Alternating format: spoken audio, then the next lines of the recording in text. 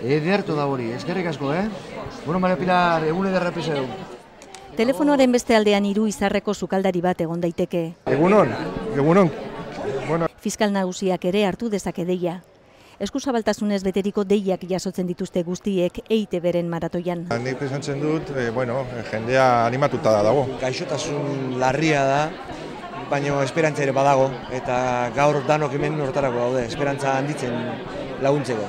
Hemendik aprobetxatu nahi du, sensibilizatzeko sartu dugun espota politori, hor parte hartu duten pertsona guztiei eskerrak emotea benetan. Bai gaixoei, bai medikuei eta bai Ospital Donostiako pertsonal guztiari. 10, 20, 30 euro ekarpen guztiak dira balio handikoak. Minbiziari aurre egiteko leian borondatea da mamia. Eskuzabaltasuna ez da eurotan neurtzen naiz eta kopuru batzuk deigarriak izan. Guru, 1000 euro ematen nahi dut, takitxo. 1000 euro, baina nondik deitzen duzuta oinatik. Eta berzelako aportazioa ingure daben, eta esan dozte 1000 euro. Hasik eran pentsa dut ez dutela ondo entzun, eta esan zenbat esan doztezu parkatu 1000, eta nik errepikatu dutze barriro, 1000, ziur, bai, 1000. Eta benetan harritu iten garela.